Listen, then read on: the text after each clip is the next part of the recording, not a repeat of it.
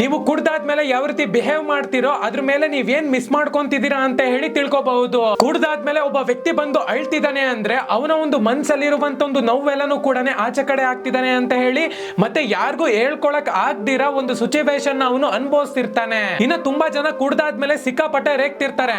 ಅಂತವ್ರು ಅವರು ಆ ಒಂದು ಫೀಲಿಂಗ್ಸ್ ನ ಹೇಳ್ಕೊಳ್ಳೋದು ಇಲ್ಲ, ಅದಕ್ಕೋಸ್ಕರನೇ ಅಷ್ಟು ಜೋರ್ವಾಗಿ ಕಿರ್ಚಾಡ್ತಿರ್ತಾರೆ. ಇನ್ನ ತುಂಬಾ ಜನ ಕುಡ್ದಾದ್ಮೇಲೆ ತುಂಬಾ ಕಾನ್ಫಿಡೆಂಟ್ ಆಗಿ ಇರ್ತಾರೆ, ನಾನು ಕುಡ್ದಿಲ್ವೇನೋ ಅಂತ ಹೇಳಿ ಬಿಹೇವ್ ಮಾಡ್ತಿರ್ತಾರೆ. ಸೊ ಅಂತವ್ರು ಅಪರೂಪಕ್ಕೆ ಕುಡಿತಿರ್ತಾರೆ, ಡೀಸೆಂಟ್ ಆಗಿ ಕುಡಿತಿರ್ತಾರೆ, ಮತ್ತೆ ಎಲ್ಲರೂ ಕೂಡ ನನ್ನನ್ನ ನೋಟಿಸ್ ಮಾಡ್ಲಿ ಅಂತಾನು ಕೂಡ ಕುಡಿತಿರ್ತಾರೆ. ಇನ್ನ ಕೆಲವೊಂದು ಜನ ಕುಡ್ದಾದ್ಮೇಲೆ ಕಾಲ್ ಮಾಡೋದಾಗಿರ್ಬೋದು, ಟೆಕ್ಸ್ಟ್ ಮಾಡೋದಾಗಿರ್ಬೋದು, ಅವರ ಒಂದು ಫೀಲಿಂಗ್ಸ್ ನ ಹೇಳ್ಕೊಳ್ಳೋದಾಗಿರ್ಬೋದು ತುಂಬಾ ಜನ ಮಾಡ್ತಿರ್ತಾರೆ. ಯಾರ ಹತ್ರ ಅವರ ಒಂದು ಫೀಲಿಂಗ್ಸ್ ನ ಹೇಳ್ಕೊಂತಿರ್ತಾರೋ ಅದು ಜೆನ್ಯೂನ್ ಕನೆಕ್ಷನ್ ಆಗಿರುತ್ತೆ.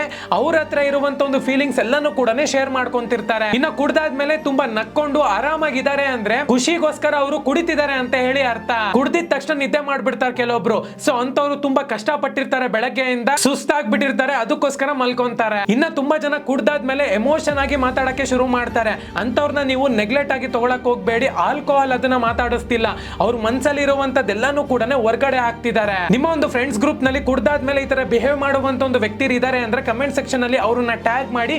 ಕಂಟೆಂಟ್ ಇಷ್ಟ ಆಗ್ತಿತ್ತು ಅಂದ್ರೆ ಲೈಕ್ ಮಾಡಿ, ಇಲ್ಲಿ ಫಾಲೋ ಬಟನ್ ಒತ್ತಿ ಫಾಲೋ ಆಗೋದನ್ನ ಮರಿಬೇಡಿ.